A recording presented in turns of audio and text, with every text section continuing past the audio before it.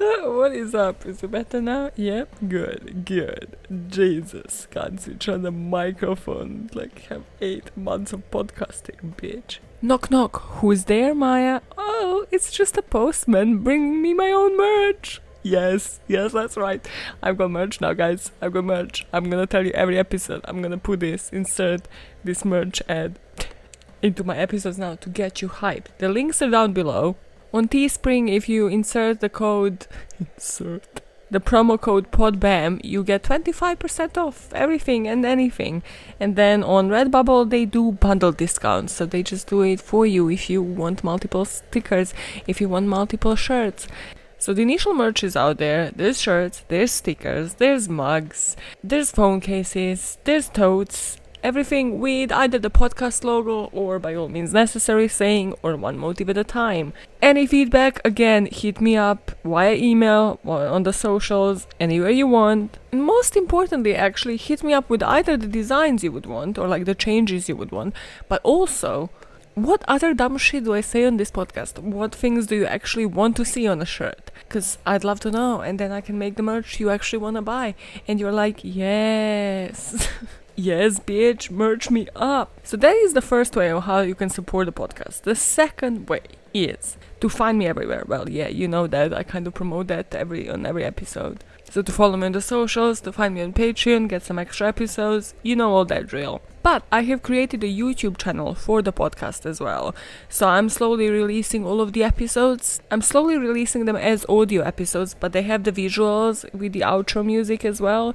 And you know, if the homegirl gets like all skilled with the camera, she might start releasing them in video format, and then you have the visuals and you see me and it's more personal, all that jazz. But for now, the best way to support the podcast is be like Maya. Subscribe to the podcast on every medium that you use. So let's say Apple Podcasts, Spotify and YouTube. And then what you can do is, depending on how you're working that day, if let's say you're on a laptop and you just have YouTube on the background, because we know you need your background noise. You're a true crime addict. You need your background noise. In that case, you mark me as played on Spotify and then you listen to me on YouTube. Or you can do it the other way around, and it really, really makes a difference. Like, it really helps support the show. So now that I got that off my chest, let's dive into this deep-ass gruesome fucking story. You're gonna love it!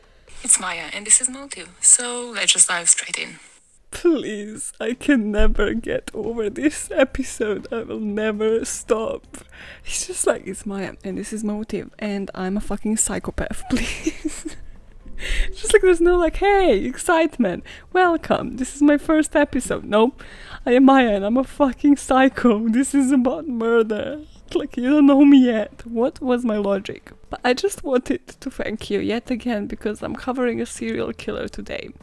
And we have just gone so far, and by that I mean in terms of me improving how I cover these cases. Just thank you for not cancelling me with that first episode where I just discussed basically the case of one person while discussing a serial killer. Like, he didn't kill multiple people. What was I thinking? I mean, I understand the purpose of like, hey, Motive, yeah, it was the first victim, this is where he's the strongest, but oh my god, thanks for not cancelling me. Hi, this is by all means necessary. It's a different we changed the name of the podcast since. My name is still Maya, but we are not diving straight in because, first of all, this fucking episode in itself needs a disclaimer. It's okay if you pass this on. If you thought the previous episodes on like Gary Heidnik, any other serial killer, Richard Chase, the guy that fucking ate humans' head, Richard Kuklinski, that cut people's balls off. Yeah, if you didn't like those in particular, if you don't enjoy those, this serial killer has done it all. Quietly check and not think about the thing that this person hasn't done. He's like also one of the most famous serial killers, so you probably know where you're going in here. But yeah, if I won't be offended if you skip this one. If you can't handle it, just telling you straight up, don't go in, don't dive into this. That being said, this obviously with the escalations, with how I structured episodes this month, with the escalations and everything, this is quite literally the epitome of what happens when we ignore these crimes. When we ignore crimes when they happen to black people, to homosexual black people. This is the ultimate progression. People get away with it. In Dahmer's case, for a really, seriously, really long time. So we are in for a heavy hitter. just few minutes before this episode recording, I have checked the calendar. I don't like doing it, as you know, because we have had a month this year that had 5 Mondays, and that came to me as a surprise. So yes, I was very surprised today. I really should schedule this podcast to come out on a different day than I suppose. For me not to be surprised by some months having we have an extra day here and there. Remember leap year and all? Remember how the year isn't structured the way you want it is structured? So yeah, you're gonna have 2 chill episodes after this. So this is gonna be heavy hitter, and then it's gonna be 2 chill-ass episodes. No murder. Well, maybe not. Just chilling conspiracy theorizing, But as I mentioned, because I learned from my past mistakes, this also required shit ton of research, so you're in for a long one. Let me just tell you that straight up.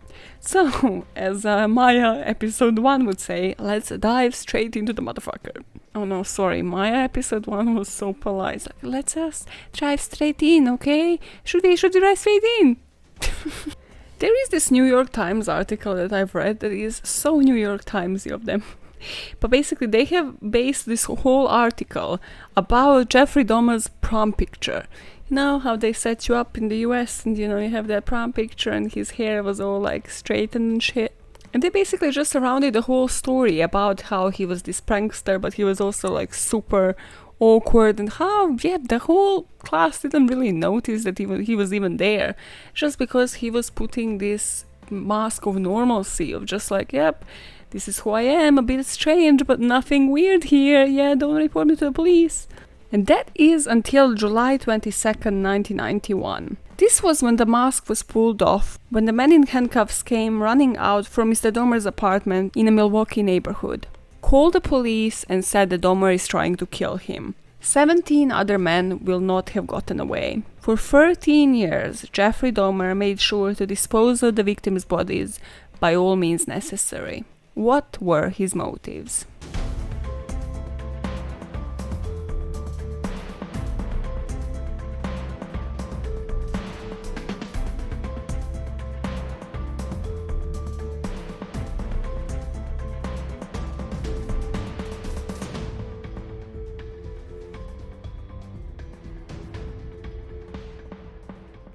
Before going into this, I think it's important to clarify this, just because I genuinely think I never mentioned it, even though, I had plenty of opportunities. But if you ever kind of Google Jeffrey Dahmer, this is what people classify him as, and that's a product killer.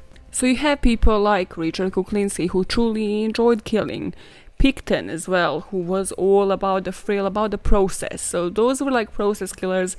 They get off on what they're doing to the victims, like BTK that I haven't covered, like bind, torture, kill. So there's plenty of sickos out there that are all about what they're doing to you once they have you.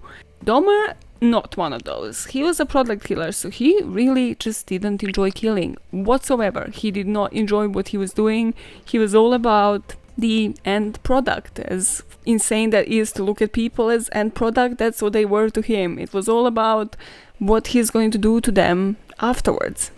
Now that that's out of the picture, okay, so we are going into July 22nd, 1991. I put, was it just another day for this police officer?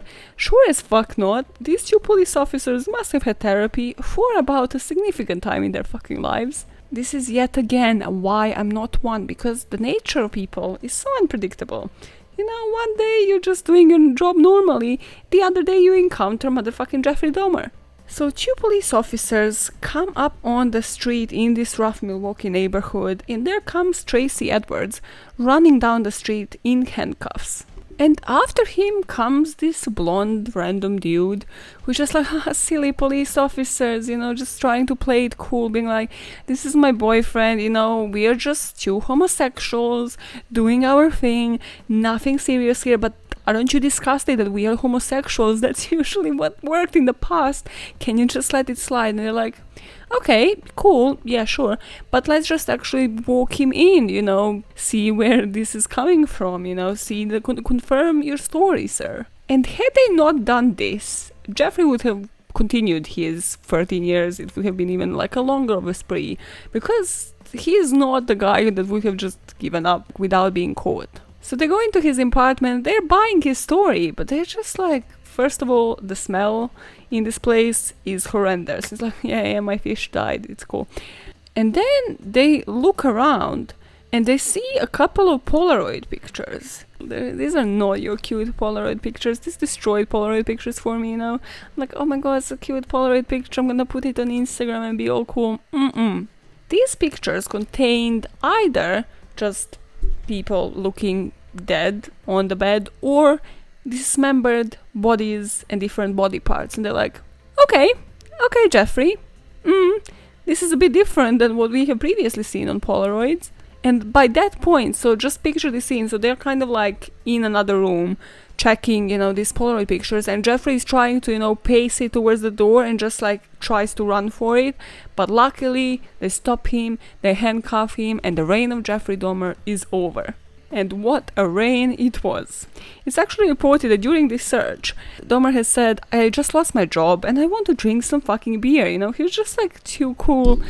Because he knew that it worked in the past, and he was like, this is just like yet another thing. Honestly, between that and people actually carrying dead bodies in the trunk of their car and playing it off coolly and getting away with it, I don't know which one is worse. I mean, I think Dahmer wins in any sense of it, just because you'll see what they actually found on the scene here. And then after looking around, one of these officers opened up a fridge and exclaimed, oh my god, there's a goddamn head in here. He's one sick son of a bitch.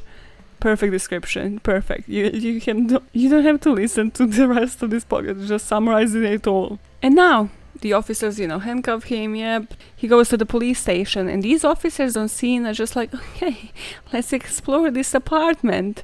It does smell foul, doesn't it, Bob? Upon searching it, they find a baking soda in the refrigerator that's just absorbing the odors of this severed head that they have screamed at. The freezer had 3 more heads, just because Jeffrey was into fucking packed lunches just on his next level shit. This is how I try to normalize these things, okay? Stop it. I know it's disturbing. Now when they thought this was bad, they moved to his bedroom. So they open up the door, and there's a door inside the bedroom, so the door of the closet is locked. They're like, yep, if this was his fridge and freezer, if there's a locked area here, there's nothing good coming out of it. And boy, were they right. So in this closet, they find decomposed hands and a penis. They're just taking in the surroundings, so the shelf above the kettle has 2 skulls on it.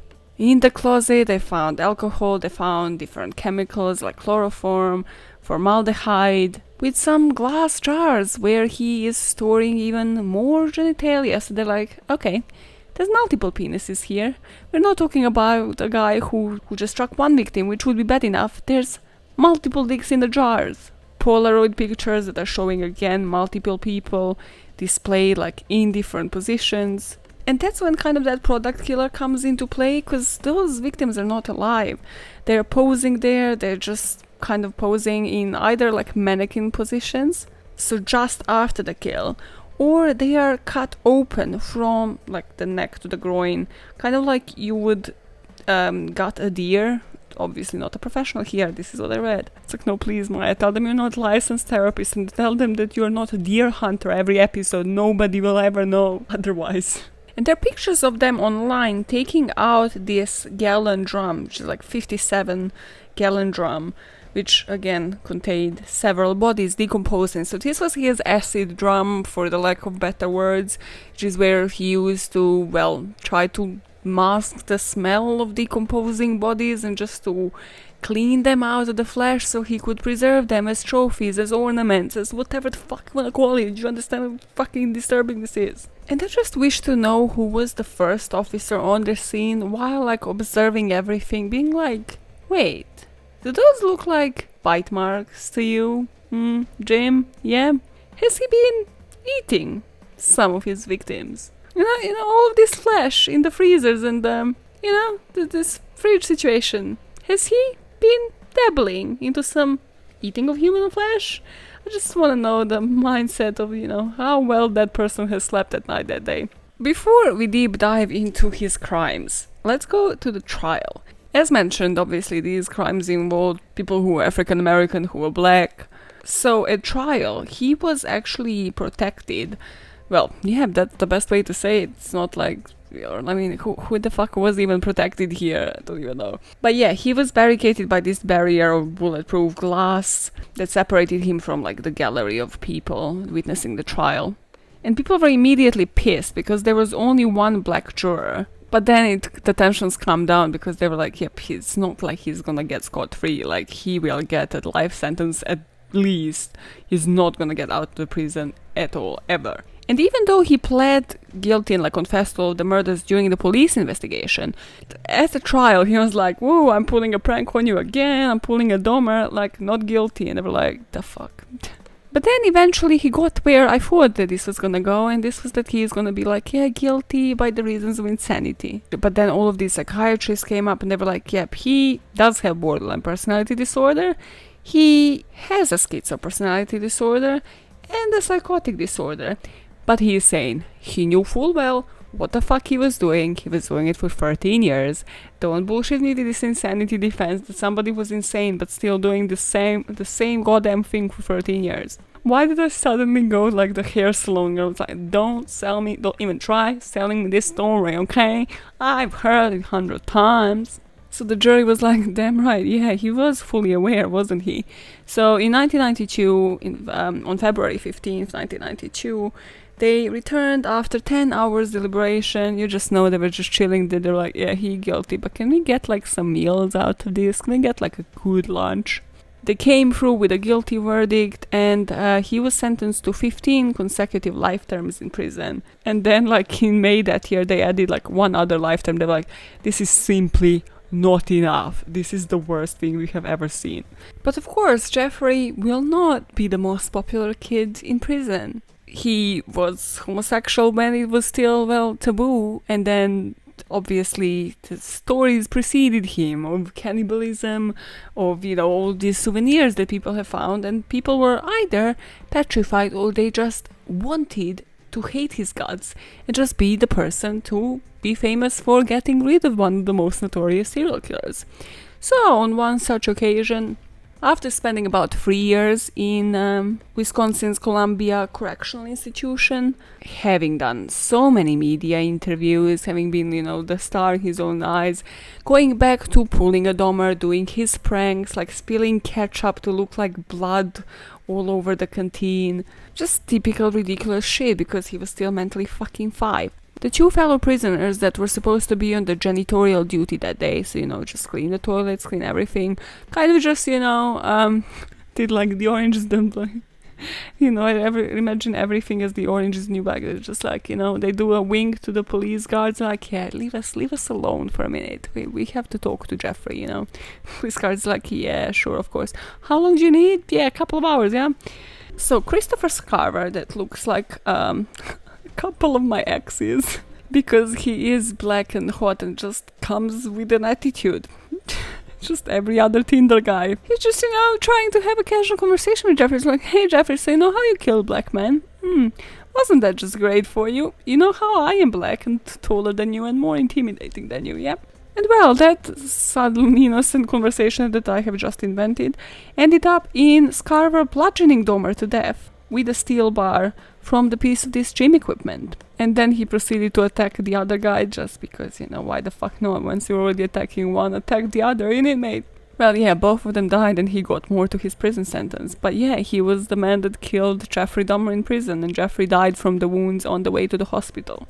Scarver actually got like 16 years in solitary for the murders. So, in my opinion, it's not worth it. Everything that results in people ending in solitary, not worth it, I'm sorry, but like solitary is just the most depressing fucking thing ever. Correct myself. If it had books and if I could listen to podcasts, solitary would be perfect, amazing, great stuff. But yeah, without the background noise, And when people ask him like, okay, hey, why'd you kill the man? Like, did you want to be famous for it? He said that the serial killer would taunt the other inmates and he would just play with his food, you know, and they were like, oh my god, he's playing with the food, like, you know, he's just acting out. Because they immediately in their head, they were like, he's a fucking cannibal, why is he playing with canteen food? And then he would just play with food and then he would shape it as different limbs of the body and then pour ketchup all over it to appear like it's blood. Dahmer was sick. There's no, no. I mean, am I sorry that he got killed in prison? Fuck no. Scarborough also said that the guards have left Dahmer unsupervised because they wanted him dead, which I also kind of believe. Bizarrely enough, Dahmer was 34 years old at the age of his death. It's just insane. This was killing since the age of 20. And then obviously afterwards they interviewed his mom, and from like what his mom said, which is that he was telling her, you know, when she asked like, hey, do you feel safe? So he just said, it doesn't matter, mom, I don't care if something happens to me. He probably had known that something will happen to him. He was not like the most popular kid in the prison. So the mom said like, now is everybody happy? Now that he's bludgeoned to death, is that good enough for everybody? Which I'm like, I understand you're a disgruntled parent, but don't be a fucking Karen. Don't be that mom that's just an enabler. Don't. Just own up to the fact that your son has done some sick shit. You'll hear later about his mom if you don't already know the story, but yeah, the fact that she just said that doesn't fucking surprise me in the slightest. I know that this is not a mood or is setting a mood, but the way that I am behaving right now is such a fucking mood. It's just me on the sofa, sweating in a pool of fucking sweat because it's like 33 degrees here in London. And I'm just sipping on my Coke and JD from a fucking flask that's like a water bottle. So yeah, this is a lifestyle. Now, let's dive into his crimes chronologically. This is gonna be sick. And by sick, I mean sick in a very, very negative way. Wow, Maya, what are you 5? It's like very, very negative. Okay. So just like with my parents, let's try to relate this, put this relatable to the public. So you know how my parents divorced after like 20-something years of marriage, and I was like, the fuck, should have done this, should not have wasted about 20 years of your life, but okay. You didn't listen to young Maya, cool, chill, totally fine with it. It's like other kids get pissed off when their parents get divorced. They're like, oh my god, I'm having trauma. I'm like, why didn't you listen to me when I was 7? God damn it, I was smart. Why waste your life? I'm pissed off because you wasted your fucking lives with each other. Yeah, different people, different reasons. Every chance I get, every time I see a divorce settlement, I'm like, hey, so I have a divorce story to tell. I was right. This is the lightest moment here. So yeah, his parents got divorced, but he was like a teenager at that point. It was actually just after his high school graduation, and this is when he committed his first kill. So this went unreported until he was caught, and then in police custody he was just like spilling the beans, he was just telling them everything about everybody. So he said he picked up the hitchhiker named Stephen Hicks and took him home for a beer. Important thing, this is when Jeffrey was still living at home, so his parents kind of like went for a holiday or whatever, they were separating, so just like, hey, listen, you know, we need a break from this, divorce is hard, so they left house to Dahmer himself. And of course, a normal teenager does, you know, parties and shit. Dahmer was not a normal fucking teenager. So he brought Hicks home, he said that they had sex. But then, obviously, the person wants to leave and move on with their fucking life. They were a hitchhiker, they were going somewhere. So Dahmer smashes the back of his head with this barbell and then strangles Hicks.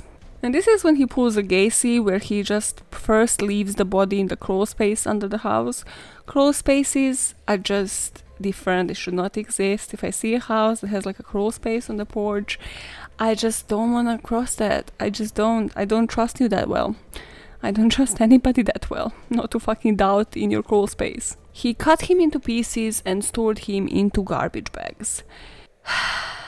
This kind of tells you straight up something about Dahmer, because he is a teenager here. Like, he literally just graduated from high school, and his first thought of after killing, like having his first kill, is let's cut him up. I mean, in general, like when somebody comes to me, you know, like Scissor Sisters had that dismemberment of the body. Every time someone's general first thought in like, hey, I killed somebody, is cut them into pieces, and this is your first kill, you just know you're just gonna escalate. There's no de-escalation from this. You have just reached another level. So he'd go even further, because he would then remove the bones, smash them into powder, and dissolve the flesh with acid. And yes, even though I've done that first episode like super shittily, I still think like the first kill does say the most about the motivations behind this, and the most about like, well, who the person will end up being, how will they escalate. And you already think when you read this, like, this cannot get much worse. Like, he already was technically doing everything, disposing of the body, dismembering the body, like cutting, like putting it into acid, separating the bones from the flesh. Like, how can it get any worse? So he buries the bones only to dig them up and crush them and just scatter them into this ravine behind the parents' house. And again, he is in these interviews, like I'll probably play some of it, he's just like so cool, calm, collected, telling this as if it's like, yep, the parents just left me the house and this is my typical thing that I do when my parents leave me the house. There's just no commotion, like, okay, this is a thrill, I'm having a thrill, like, you know, I'm having a high from my first kill. Because again, the kill was not a thing for him, it was everything he has done afterwards. That's why, you know, even when he buried like the bones and everything from Stephen Hicks, he had to come to it. He had to come back to it. He had to like redispose, relive this. Which tells you that will not be enough, because he couldn't actually just, now go, like when his parents come back, go back to the yard and just like relive it and play with the bones. He couldn't do that, so he had to have his base. And well, his next temporary base was in Milwaukee, when the parents kind of just, after this divorce, they're like, yeah, go live with your grandma. Grandmas have seen some shit, I'm not gonna lie. Remember when Richard Chase was sent to grandma's house and he was just like putting oranges on his head and spending some time in a handstand during the day, and the grandma would just be like, yep, just Richard, just another day for Richie. Man, thinking about my grandmas are too trusting, She was just always like, yeah, Maya will know the best. And then this was Jeffrey's grandma as well. She's like, I don't doubt it for a second. Also, I am old. I'm not going down to the basement to see what he's doing, which obviously allowed Jeffrey to live his best life in this basement. This is also the period when his MO developed. So sometimes, yes, Jeffrey would pull a guy, let's say that, because he was not bad looking in this age. Okay, this is a controversial opinion, okay? But Jeffrey Dahmer was, in his young days, the hottest serial killer, okay? The hottest of all of the serial killers I have seen, okay? Controversial opinion. Yep, there's more coming. He was a geek, okay? I like geeks, and I like blondes when it came to white guys, and then I was like, black guys are the thing. Okay, doesn't matter. So yes, sometimes he would just lurk around these bars, these gay bars, and then sometimes it would be like, yep, I'm gonna pull a guy, he's gonna come sleep with me. But more often, he kind of took a more distant approach. I think he was more comfortable with it. He would offer these young teenage boys like either beer or money, or both, to pose nude while he took photographs. And he always looked for a completely submissive person, so somebody who was just gonna do whatever he asked them to do. So obviously when these boys would come, pose, and then want their money or beer, want to leave, that's when he would get aggressive. So as many serial killers, he actually found that he enjoyed military. So after, his parents got divorced, he was like, okay, cool, I'm gonna go to uni. And then after a month at uni, he was like, uni ain't for me. Fuck this shit, I'm gonna go to military. So in 1980, he started training to become a military police officer, but was then transferred and had like a 6-week course to become a medical specialist, which is kind of like the equivalent of a nurse at military, which nurses see bodies, you see where this is going. So it involved screening patients. And I just love that we have this fact. So while he was stationed in Germany serving in the military, he decorated his room with a heavy metal rock band Iron Maiden. Now I put into the script, I bet all of these bands want nothing to do with this kind of fame. Or in the case of Gary Hiding, they do. So yeah, they probably sometimes do. They're like, no, this is rad. We're a metal band. We love serial killers loving us. And obviously during his time in military, there were always speculations like, what is Jeffrey doing? 2 soldiers actually came forward with claims that they have been drugged and raped by Dahmer. But then people were like, even today, man, look at like Vanessa Glenn, what's her name? Look at that whole fucking cover-up from like the military that we are having today. There's just women disappearing and these officers abusing them. Nobody fucking believes you, and everybody sticks to protect each other. So yeah, that was pretty much in its roots back then as well. But finally, obviously, the military's like, okay, cool, yeah, we trust you, but we're gonna discharge you. And they discharged him under Chapter 9 of the Code of Military Justice. And this is a section that covers drug and alcohol use by the army personnel. So they're like, okay, cool. Yep, you're getting scot-free, you know, we're gonna ignore these rape claims. But yeah, we're just gonna be like, yeah, you were just boozing on the job. Typical. I put, was he still hot or not? Like, if you were to play hot or not game, okay? I know all of you were gonna go for Bundy. Fuck off. Just educate yourself on young serial killers, okay? Young Richard Ramirez was the shit before he lost his everything but his cheekbones and became just a fucked up person. But yeah, let's continue with these controversial opinions, Maya. Freak. Now that he is back from the military, he's broke as fuck. So he gets a job at the Ambrosia Chocolate Factory. He's earning like 9 quid an hour. There's also like an event from this period that kind of everybody mentions and obsesses with, and it's that during this time was when he also hid in like a department store overnight, which yeah, sounds like a really cool thing. It's like, oh, what can you try? You can try so many outfits. You know that this is not why this guy was there. He stole a mannequin from it, a male mannequin, took it home, and then this article says related to it in a sexual way. I love the articles written from this period. It says like he fucked a mannequin, okay? Let's just say it for what it is. I don't know if I ever told a story on this podcast, okay? Personal fairy godmother corner, let's do it. When I lived in the halls in Bristol at uni, there's like this group of friends for my birthday, because I was always like the pervy one, you know, Herbert the pervert, pulling some pervy jokes without and releasing any sexual tension, obviously. So my like friends out like jokes. This is not. I just realized that nobody else is gonna take this as a joke, and you're actually gonna think that I was doing things with a sex doll, but I was not. Okay, believe it or not, I don't care what you believe. So yeah, they got me like this sex doll as a joke, and obviously Maya taking it to the next level, not that next level. Okay, Jesus, this story is getting worse by a minute. When I went home for Christmas holidays, I left that fucking sex doll lurking out of the window. And then when I came back, the sex doll was on the floor, and I was like, well, this sex doll didn't have legs to move by itself. What the fuck happened there? And then the warden like pulled me into her office, and she was like, you didn't by any chance leave like a sex doll freaking out everybody passing by this hall? I was like, I have no idea what you're talking about. Just in a day's work, you know, like the police officers and what they were finding on these scenes, and then that fucking poor warden was like, had to do the duty of just going into somebody's room, unlocking it, taking a sex doll that somebody put as a prank, and then, yeah, removing it from the window from freaking out everybody passing by the student hall. So yeah, his poor grandma found this mannequin. And boy, I don't know how people just hushed everything up. They just didn't talk about things like this, yeah, in the 80s, and yeah, they just didn't. So he just threw it away. It's like, it's cool, grandma, it's a silly mannequin, okay? I'll throw it away, grandma, I'll do better, okay? Then, at the age of like 26, so he basically didn't kill, his first kill was in 78, and then he didn't kill until like 87. And now you're wondering again, how the fuck did somebody keep his everything, his intentions, his crazy things? Especially considering what first murder was like. For like 11 years, he didn't do fuck all.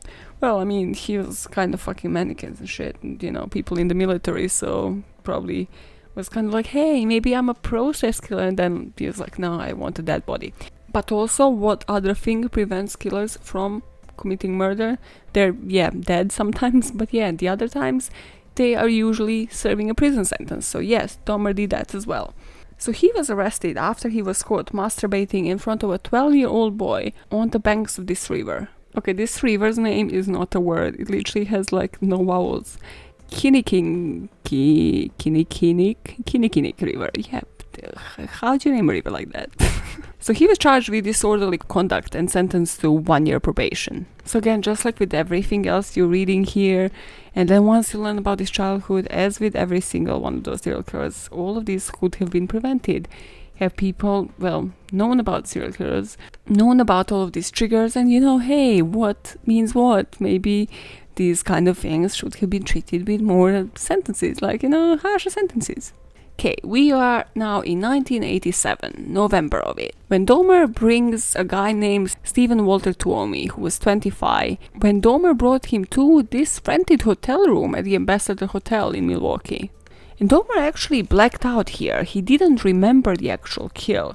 So he just woke up and like Tommy's body was just next to him.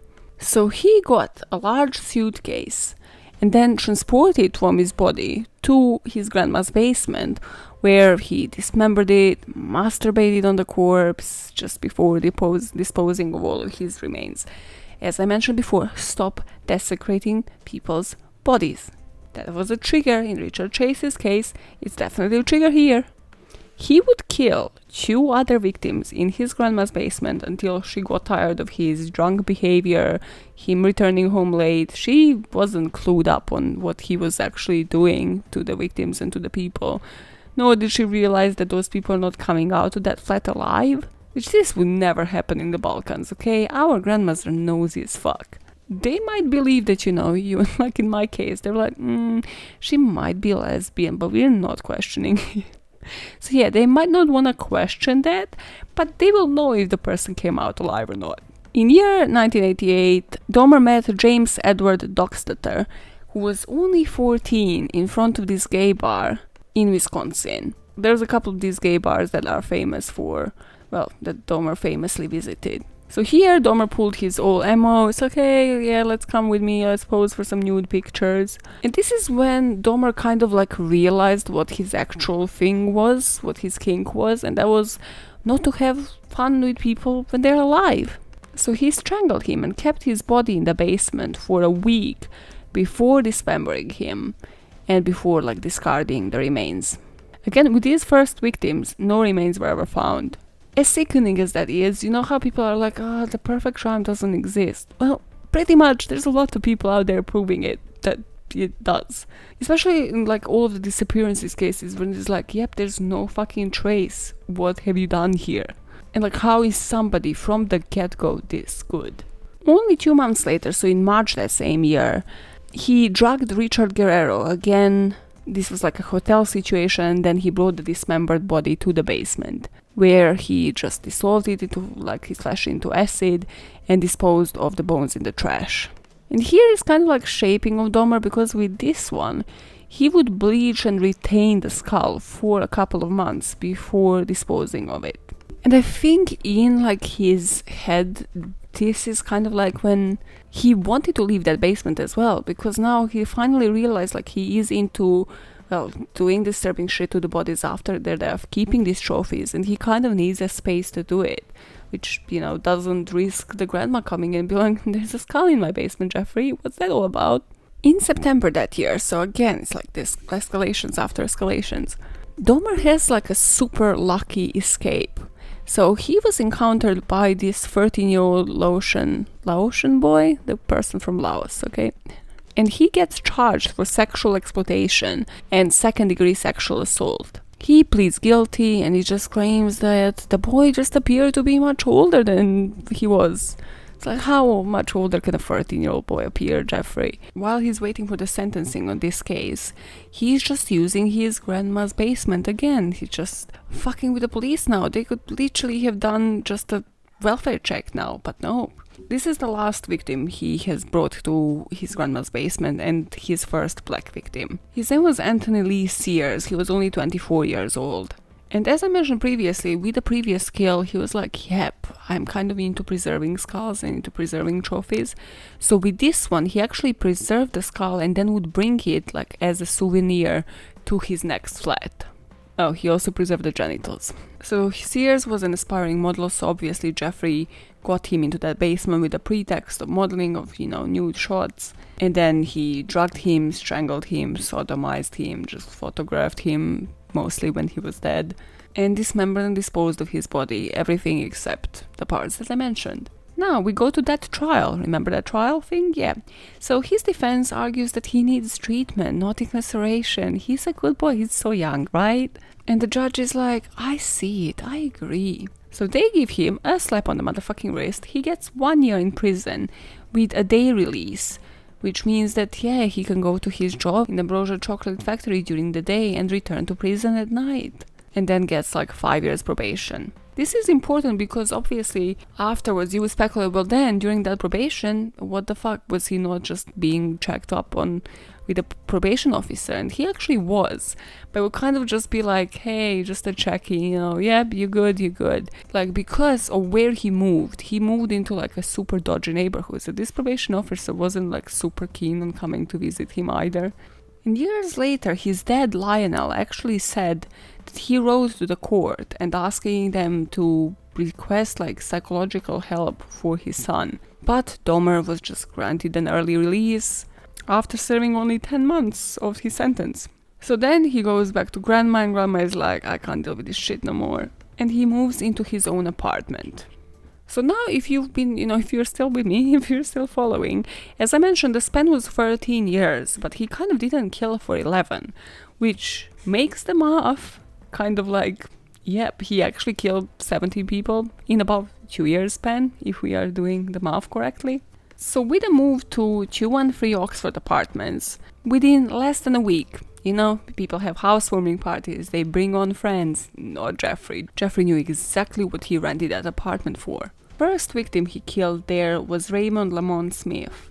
And Smith was a male sex worker, which Dahmer encountered like at this bar in town. Again, as usual, Dahmer gives him like this drink laced with sleeping pills, and then strangles him, and then does what he does with the body.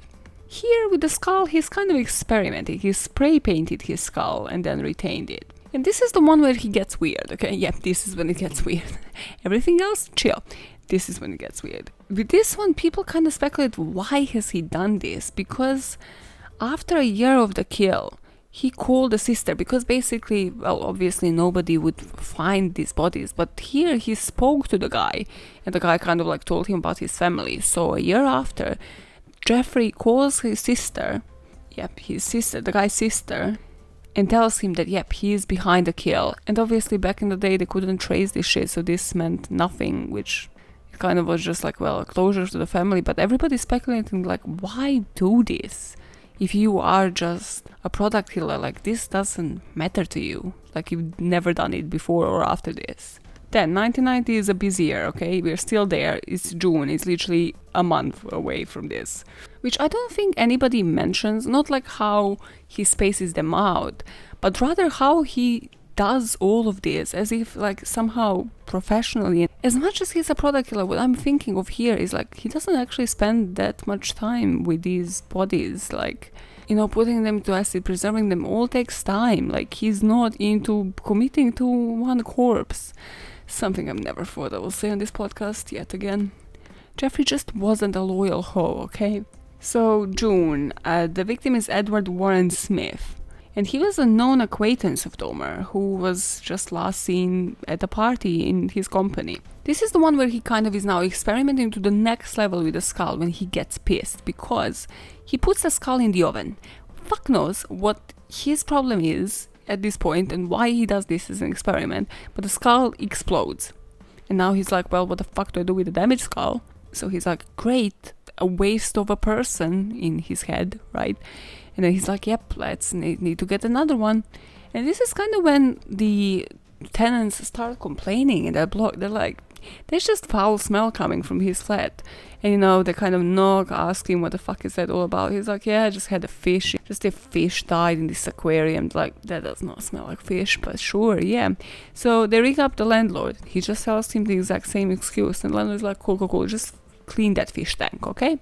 So September 2nd, Dahmer met his next victim, Ernest Marquez Miller, who was 22 years old, like outside a bookstore. And this is weird because this is the only insight that we have about Dahmer. This is the only victim he found like actually physically attractive. So he was like, hey, I quite like how you look alive. This is weird for me, I know.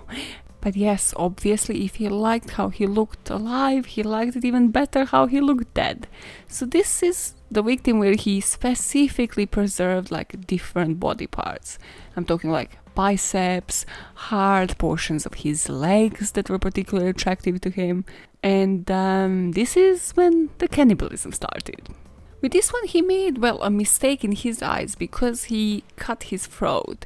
He cut the victim's throat, so he thought like that was too messy, that was again too much hassle. He's not all about the kill, he's just about the aftermath. September that same year, David Courtney Thomas encountered Dahmer near the Grand Avenue Mall. And again, Dahmer promises him money for posing nude. He gets into his apartment, he laces his drink. And this is so sad, but Dahmer about this guy said that he was ugly. He wasn't his type. Then why Dahmer? It just literally does not matter to him. He just wants somebody submissive. He just wants to kill. It does not matter to him. But then you gotta think, how come like 90% of his victims were black? Like if it really didn't matter to him, then why? Because that's so weird for me. Like you have 13 people, well, by the end of it. So why, how come 90% of them are black? So as mentioned, but just to kind of describe it in even further gruesome fucking detail. His MO was he would spike the drinks with sleeping pills usually. He would strangle the bodies and then just cut them up with this electric buzzsaw. Then he would discard the bones he didn't want in this drum that we spoke about. Then he would line up the skulls in the shelf of his apartment, but only after spraying them with his grey paint, which again, out of everything, I'm like, whatever, man. All in a day's work, right, Jeff? Right. So I think this for him was like to fool if he was ever to have any friends or, it's so sad. Yeah, if he was to ever have anybody around, be like, yeah, these are just plastic models. Or if he was to bring a person and they're still sort of semi-conscious, that was his game plan. Then he take pictures of the corpses and dissolving like of their flesh and bones. Sometimes he would take like skulls in the sink, pictures of those. And then there were clear escalations. So we came to cannibalism. You think it can't get any worse? Yeah, you check up on that in a couple of minutes. I love this article. It was like, he dabbled in cannibalism. Like it's fucking poker. It's like, he dabbled here and there. He had a poker night. It's like he ate human flesh. Like, there's no dabbling for fucking Jeffrey Dahmer. He committed to it fully. It's not like, my YouTube career which might end like tomorrow. It's like, she dabbled in it. No, this is a fully fucking committed job for this guy. So 1991, Dahmer approached Curtis Darrell Strother while he was waiting at a bus stop. He again lured him into his apartment and then handcuffed, strangled him before dismembering him in a bathtub. And again, this was like his first known cannibal victim, although people speculate it was the guy that was the victim before. And this is now clear escalation, so this is not enough for Jeffrey. So in April 7th, he meets Errol Lindsay, who was only 19 years old. This is his first love zombie. Now you're like, the fuck is love zombie, man? That's not like a term people use. No, in the world of Jeffrey Dahmer, that's a term. So he would describe this to the investigators as a drilling technique. So he started drilling holes into the victim's skull, through which he would then inject hydrochloric acid, because he had plenty of it. He had plenty of this fucking acid. Lindsay here though, because it was his first time, right? We all suck at our first times, except Jeffrey kind of somehow didn't. Lindsay actually woke up during this practice and he kind of was like, hey, yeah, I'm just feeling sleepy. And then Dahmer put him down again and just actually strangled him to death. Now, May that year, he meets Tony Hughes, and Tony was a deaf mute, but still, Dahmer manages to lure him into the apartment with the promises of nudes. And this is so weird, but he went the effort here. He actually communicated with this guy via handwritten notes, because he was a deaf mute. But yep, still, that didn't matter to him. The effort was worth it, well, in Dahmer's eyes. So he still made him unconscious, dismembered him, photographed the dismembering process, retained the skull. Same good old. There is still so much to this, this is an insane episode. So in May that year, something weird happens. I should really stop saying this shit. Jeffrey meets a younger brother of the victim that he assaulted in 1988. So he meets Conarak Sintamson. And now he was so comfortable that once he drugged Conarak, injected, this acid into his brain and just left him in the flat, he just went, to get some beer.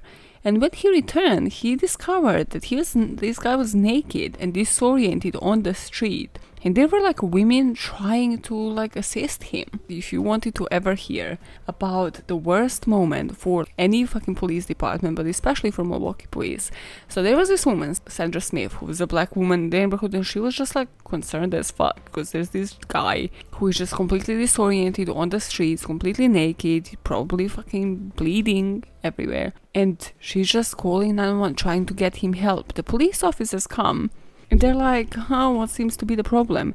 And you can see like Dahmer coming with his beer from down the road. He's like, silly you know, this is just a couple's quarrel. He's just on the streets. I'm gonna bring him back to the flat. He has just been drinking. He's just so disoriented. I'm gonna take care of him.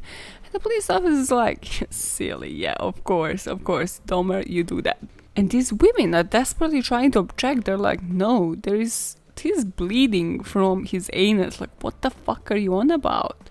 So the officers told them to shut the hell up and butt out of this domestic dispute. And there was like even an audio recording of these officers talking to the dispatcher afterward, revealing them like joking about his lovers before heading back to the station.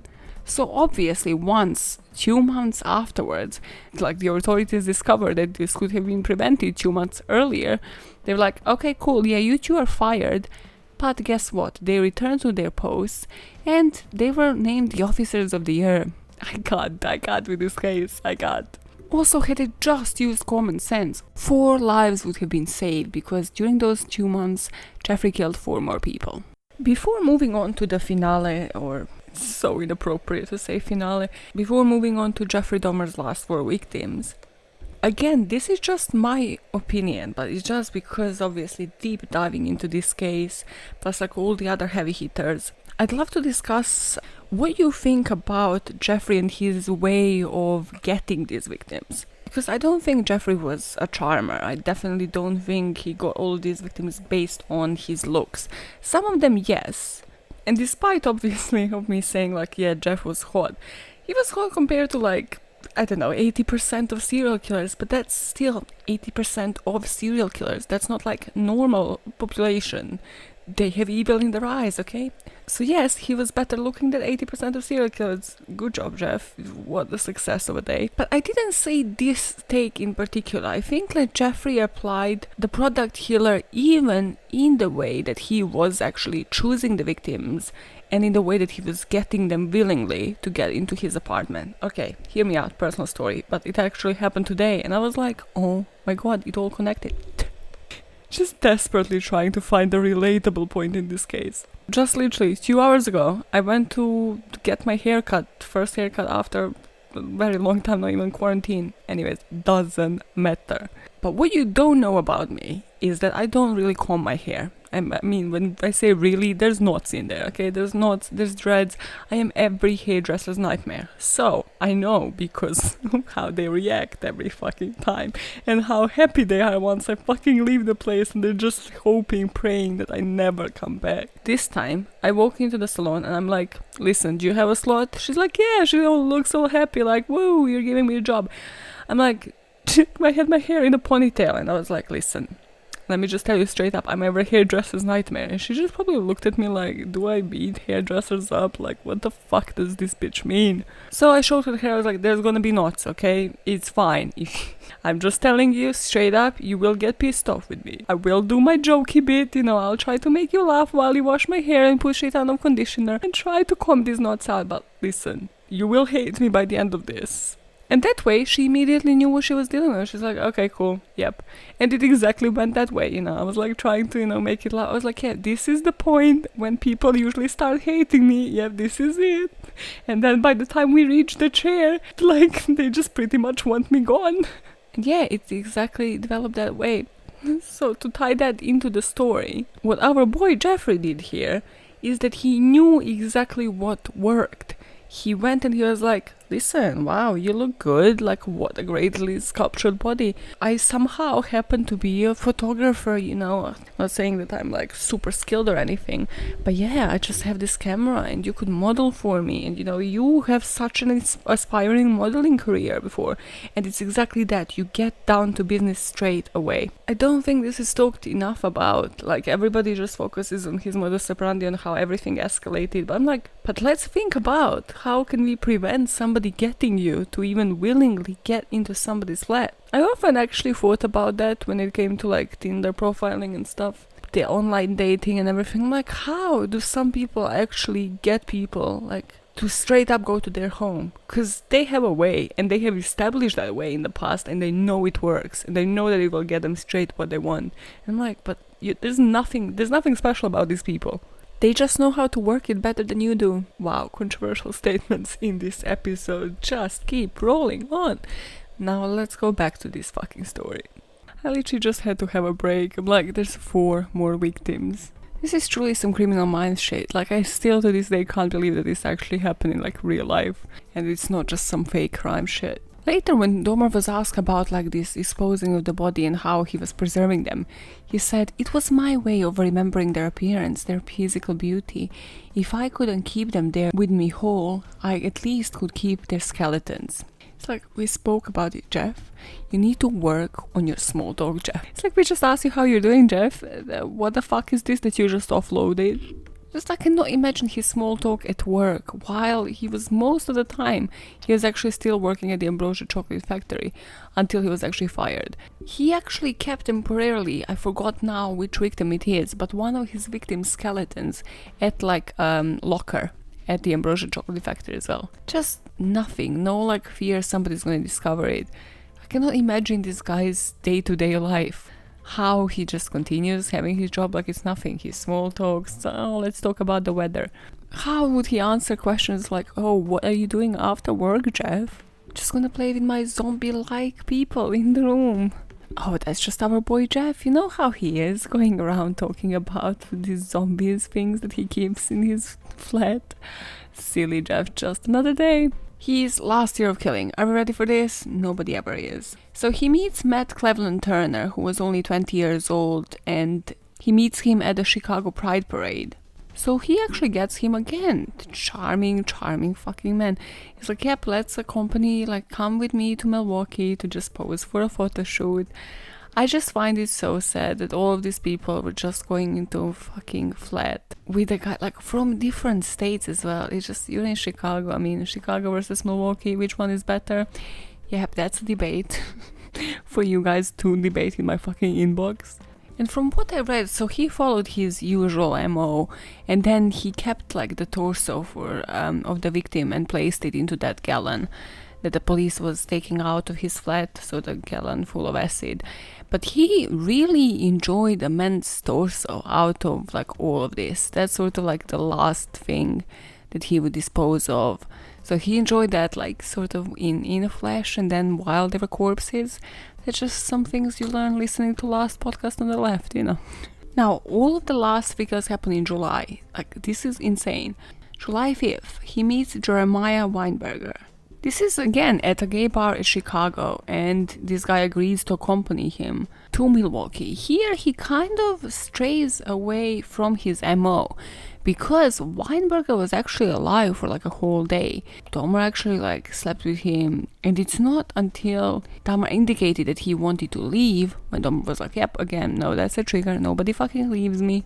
Serious attachment issues, serious fucking ex attachment issues. Like, he's the guy, if he ever had a normal relationship, he would be the one to be like, yeah, if you leave me, I'm gonna go commit suicide. That's like the most normal Dahmer would have ever gotten if he ever had like a normal fucking human relationship. And this is truly like, instead of acid, now he experimented with injecting boiling water into his head. So he does that, and he had actually later recalled that his death was exceptional because he was the only victim who died with his eyes open. I don't get it. So with this one, he kind of actually held on to it longer. So he kept his Weinberger's decapitated body in the bathtub for a week before he dismembered it. July 15th, so only a few days later, he meets Oliver Joseph Lacey.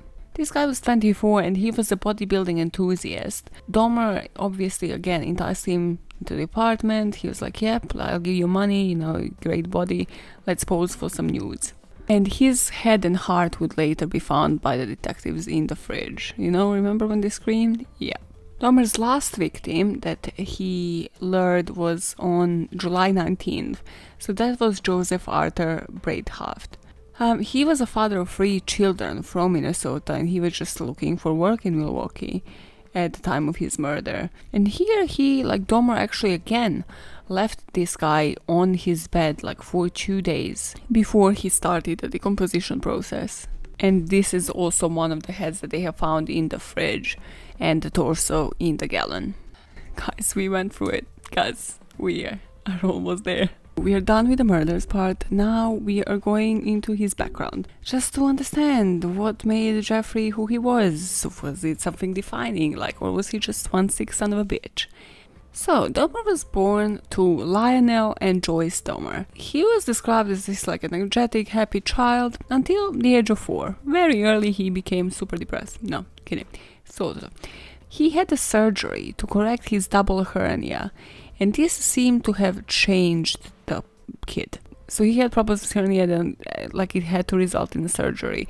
And this is when he got super withdrawn. It didn't actually help that his parents were that kind of those kind of parents that they thought yep, let's not just have super emotional relationship with a kid. I mean, you could technically say that Jeffrey was neglected, and this was only enhanced with the birth of his brother. So sort of to show him the love or whatever, it's yeah, we're not neglecting you. They ask him to choose the brother's name, so he does. He names his brother David, which is cool, yeah, David Dahmer, right? Cool name. Also, I'm kind of surprised that this is not when his pranks would have started and he named him something like Gertrude and shit and the parents just allowed it. But yeah, the family kept appearances, but his mother, yeah, remember his mom? Well, she kind of had extreme anxiety. She would attempt suicide, so she would try overdosing on pills. So it's immediately from the get-go kind of Jeffrey felt A, neglected, and B, yeah, nobody wants him. My mom wants to fucking die rather than take care of me. And Joyce would demand constant fucking attention, just like me, right? But listen, you have kids, you actually can't fucking do this. This is again why I don't have kids. But she was one of those people who'd be oh my god, Lionel, you have to put me in front of everybody else, okay? Fuck these children. I'm here suffering from depression. It's I've been working the whole day. I'm here, okay? But when it comes to the passion or his knowledge of, submerging bodies into acid, that really came from his dad. The fascination, his dad actually describes that the fascination kind of came from, he was once, when Jeffrey was really small, clearing these bones from the animals, strayed insects or whatever the fuck. It was also creepy as shit. And Jeffrey was just there standing and be hey dad, those are bones, aren't they? And his dad said he was oddly thrilled by the sound that the bones have made. And since then kind of became just fascinated with animal bones. So he would decapitate dogs before nailing the dog's corpse to a tree later in life. But it's with his dad that he actually had these conversations. And his dad, because he was a scientist, so his dad just thought oh my god, my son is showing the healthy interest, and be hey, dinner talk. And the mom is there fucking having a hissy fit. So his dad is obviously just yes, son, what questions do you have? Oh, how do you separate flesh from bones? Yeah, I'll tell you, this is a completely normal question a 4-year-old should be asking. I put in the script that this is where asking for a friend comes from. Jeff is just It's my 40-year-old friend is super disturbed. He just asked me this question, so I just want to, answer it for him. Just asking for a friend. No, the next lines in the script are just peak. By the early teens, he was disengaged, tense, and largely friendless. So far, just how I like them. It's trying to relate to this is next level. Okay. Also, I just love for every single professor, teacher that gave quotes after, they're just oh my god, I'm getting interviewed for, Jeffrey Dahmer, yeah? He was a super popular kid at our school. I always imagine, why do these fucking professors and teachers just say something? And they're yeah, I was suspecting him, from the beginning. Why didn't you say so? Why didn't you prevent this shit? So due to this neglect and him just not having fucking zero healthy interest, it's like his father is like, no, my boy doesn't have no hobbies, but he knows which acid works on the body. Like, that's not normal, fucking idiot. So he started drinking from a fairly early age, like early teens. And he, like, when the professor would ask him, like, oh, Jeffrey, what are you doing? He would just be like, this is my medicine. It's like, I love how he thought like he sounded so rad. He was in a boy band in high school, and he played intramural tennis. Does that sound normal to you? No, as in, like, is it a tennis that's inside? Is that what intramural means? And this is when doing a Dahmer comes into play. So this is when, you know, Jeffrey's a bit of a prankster. So he would just sneak into the pictures, like into the societies that he wasn't a part of. Or he would like fake seizures in the classroom corridors. And just generally try to scare everybody the fuck out. And his alcoholism escalated to the point that he would just bring liquor into school and then just keep it in his locker. And just silly Jeff, one of his famous pranks was to sneak into the honor society photograph. This fucking guy was such a nerd. He was like, if I can't have the grades, I'm gonna sneak into these grades. Damn right. It was also during this time that he realized he was gay, and he became like fixated on, well, raping what he saw, and just became aroused by the idea of completely dominating another person. So before going on to the motive, these are some selected quotes, as you wish, from Jeff Dahmer.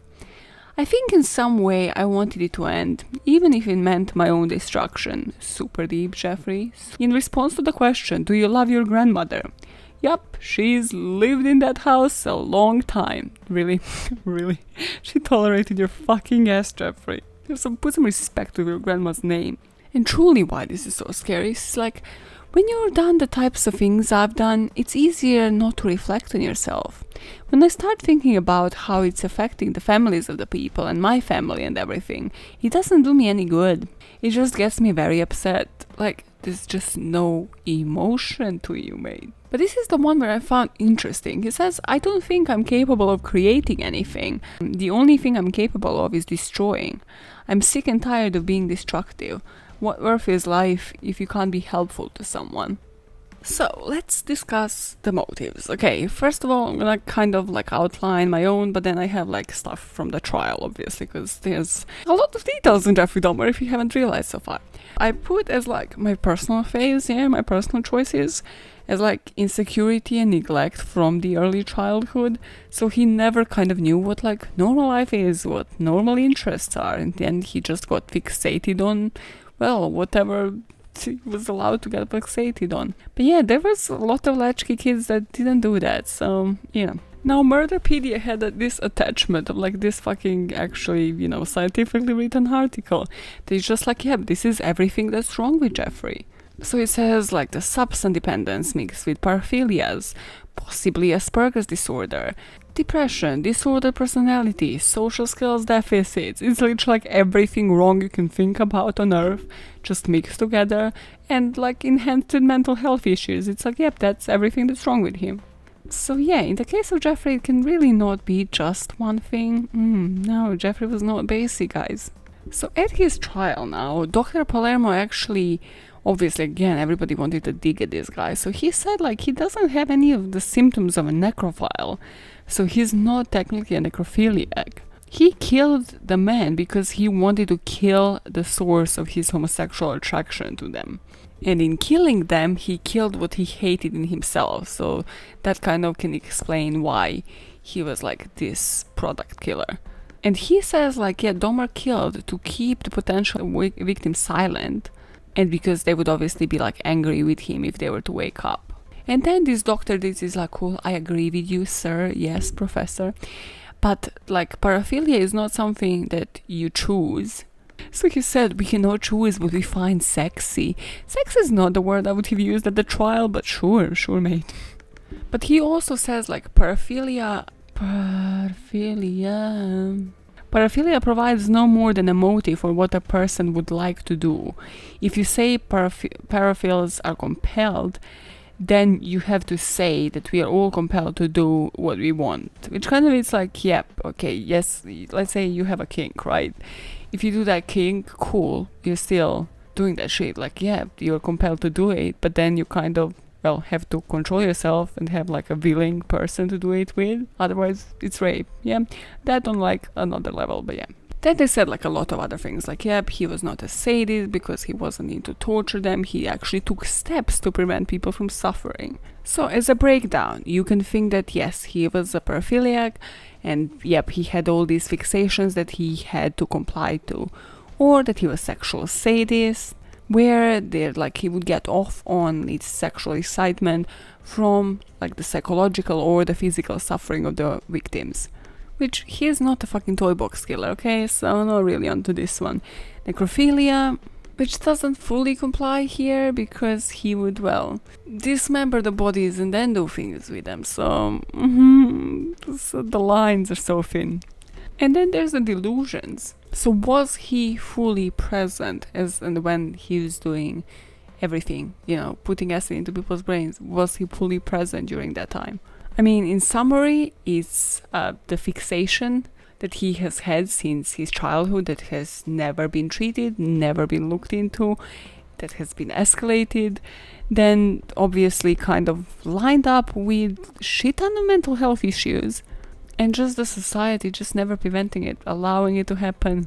How many social security people could have prevented it?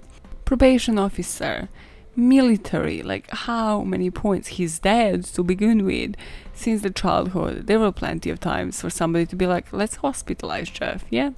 Let's just put him to chill a bit and to change his interest and then introduce him to other hobbies. Nope. But yeah, it's now 9:45 p.m. and I'm probably not gonna sleep tonight. Probably gonna have fucking dreams about this. So this is great. Let me know what you think about this case. Why do you think Jeff did what he did? Which one is the primary motive? Which one is the it without which none of this would have happened for you? Well, that was a roller coaster, wasn't it? You could just hear the life exit my soul. You could just see the years that I have lost depart my body. I was started all excited and then it just went fuck me, how many people can you kill and desecrate? Mate, get better hobbies, people. Tell you every fucking time, or just get a hobby in general. It's if you are committed to every single thing, you can't, you need your life-work balance. You need it. So I had a mini story prepared for this week and I just have it in front of me and I just genuinely can't do it. Listen, we didn't have Maya's personal recommendations corner in a while, and this is the perfect opportunity for me to actually connect to people on some level, if you're still with me. Because I genuinely wouldn't blame you after this fucking episode. Also, love how I say you're gonna connect to me on a personal level, but it's truly just me sharing true crime content that I have been binging on. It's yeah, you make out of that whatever you wish. So let's go. I have a list because I'm a fucking list lover.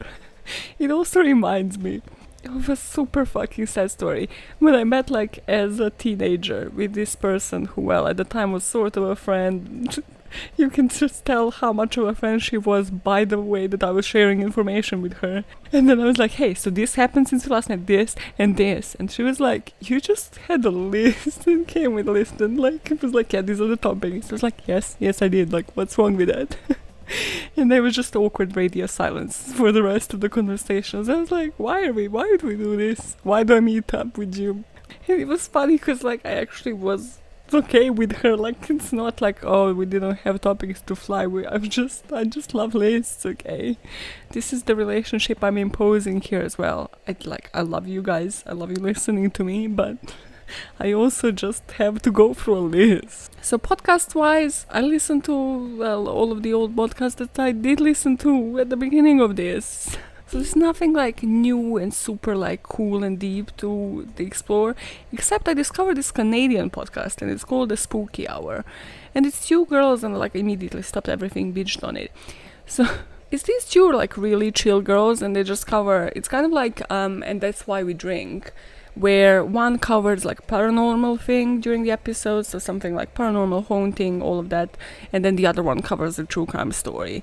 And I find it fascinating because as somebody who like has tons and tons of cases just because of how much shit I listen to, literally stuck in my head, it's actually refreshing listening to two girls that don't have as much like knowledge about true crime, so it's kind of like just telling you the story in a really simplified, easy to understand way, and not presuming that, well, everybody knows everything, kind of like I fucking do in this. Yeah, I'm great though, I'm great. But yeah, the spooky hour, it's fun, it's just like very easy to understand and very like easily broken down, but yeah, also like informative and fun, and I like it, I like that approach. And then thanks to Spotify charts, me stacking up to Spotify for one day. I discover like now in different languages, because I really like listening to the Spanish ones to kind of try to keep on top of knowing some Spanish in general. So again, the thing that I stopped every other podcast and catching up on everything for was Historias Perdidas. His voice is just so fucking amazing. It's Leon Krautzer or whatever his name is. But yeah, his voice, his narration, I think like he had like some experience in radio and stuff. It's just the way that he narrates stories, plus it's in Spanish, plus it's like really concise. He's like, he fits all of the fucking details in 20 minutes. Again, a skill I don't have. Yeah, this is great. This was great, Maya. Let's just discuss for 20 minutes all the skills and improvements that you need to fucking implement. Yeah, let's just bum myself out at the end of my own fucking episodes. But yeah, Historias Perdidas. It's in Spanish. I mean, don't know if I mentioned that, but yeah. And now on to books. Okay, when it comes to podcasts, like, I find it really easy to discover them, obviously, because of, like, the charts everywhere, and then there's, like, different ones, and then I look at different countries and all of that stuff. Plus, being on Twitter, like, people actually give each other shout-outs, and it's, like, nice little community, so everybody kind of, allows each other to discover all of these, like, hundreds and hundreds of podcasts, which, yeah, I welcome and love and adore. But I'm also really into audiobooks, so just books in general, but quite recently, for about a year now, really into audiobooks, just again, because I love background noise, I can't sit in silence, I'm a psycho. Anyways, the thoughts that I get when I sit in silence are not okay, they're not normal thoughts. Okay, just kidding, that sounds like, that sounds sad. That sounds like I have some killer thoughts. No, I don't, but anyways, okay, this is going great, my list is going great.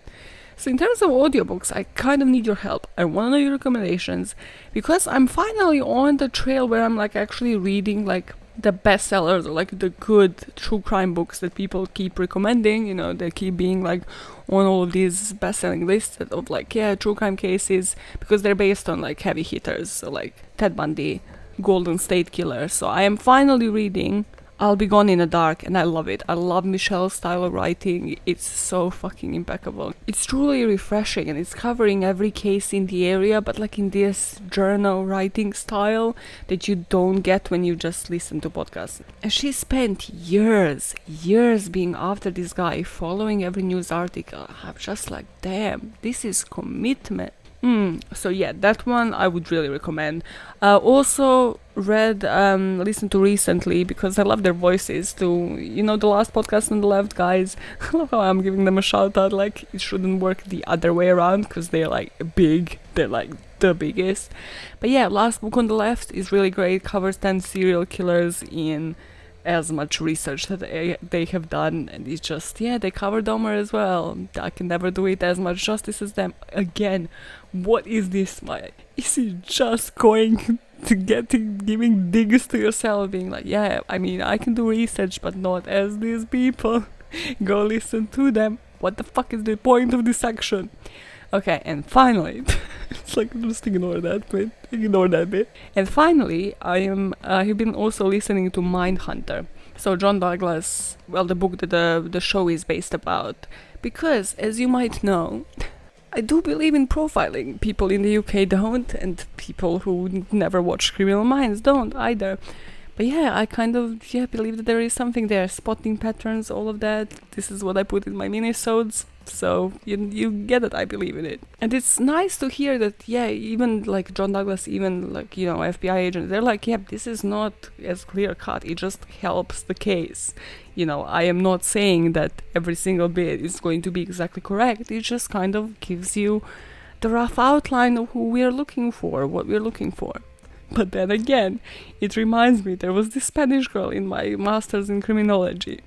And this bitch genuinely thought that I don't understand how people invest this much money into like studies. And then without reading, without actually acknowledging what the course is gonna be about. So she just joined it. She just genuinely thought it's gonna be like profiling. It's gonna be like Criminal Minds. And she's going to learn how to profile a person. Then she was just disappointed for the whole year. I just don't understand. So yeah, don't go into the extremes. Well, wasn't that a great bonding experience that you all wanted me just giving you a list of things to watch and listen to? But yeah, I want to know your opinions, okay? That's the way. I know this is a podcast and it kind of seems like it works one way, but no, it does not, okay? You can email me at podbamn@gmail.com or just hit me up on every socials, thatbampod everywhere, from Patreon to Twitter to Instagram. Woo, I'm everywhere. YouTube now as well, as you could hear. So I want to know your thoughts, and in terms of audiobooks and books, I actually really need recommendations, because I kind of fly through these things and then I'm like, what's next? I need another hooked bird, like I need another thing to be hooked on. But yeah, that was nice for me for a change. In terms of I've done the research, I just refuse to read it for you. It was nice for me because these cases can take it out of you. They can really fucking take it out of you. To the point that I'm actually having a break, like about a week from now. Don't worry, you're still gonna get your episode, you're still gonna get a mini. Don't you chill the fuck down, chill. This is why I make extra content, so I can actually have some time off from researching true crime. It's gonna be super hard for me, because I'm like, what do you mean, like for a week you don't research at all? Like you don't research a single case for a week? How do you do that? Yeah, I need to chill. Because these cases can eat out of your soul, especially heavy hitters, especially this bitch I spoke about today. But now, oh my god, I held you for so long. It's like literally you just wasted an hour and a half of your work shift. I bet it's your work shift. I bet I'm that person that you listen to in the background at work. And you're like, I'm sorry, I just wasn't super productive for like an hour and a half today. This bitch usually takes about 40 minutes of my time, but today, she just fucking decided to bum me out. But yeah, I'm here now. I'm joining now. Okay, so the other day I was typing into my notes a Glassdoor review for a company that I will publish eventually. This is great. It's not like some of the people at the company listen to this podcast. Well, if you made it here by now, congrats. You're getting the inside scoop before the review is published. Congratulations. And I take these things seriously, okay? I have like a complete overview of like my experience working for them, etc., etc. You know, I try to be like as realistic as possible. And like, these were the pros and these were the cons. And if you are the OG listener, you know that around January time, I was quite bummed out. I was quite down. I was just like, yeah, this podcast is quite literally here for my survival technique. So when I sat down and took like the actual overview of like all of my time in that company, I was like, yeah, there was like this period when I had such a low period. Like my mental health was shit. Like I was properly, you know, I told you I went to a silent meditation retreat in November. It was probably like depressive motherfucking period that I couldn't pull myself out of. I was like, this is where I'm at. I'm just stuck. And I realized throughout that whole period, every single person in the company just didn't know how to deal with me.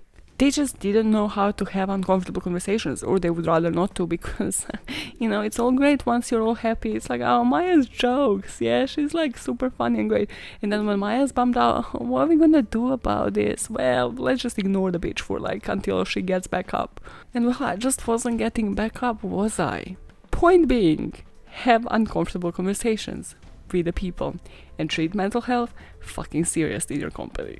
So if you see somebody suddenly change behavior completely, be that person that actually goes to them and be like, what the fuck is up? Come on, let's have a chat.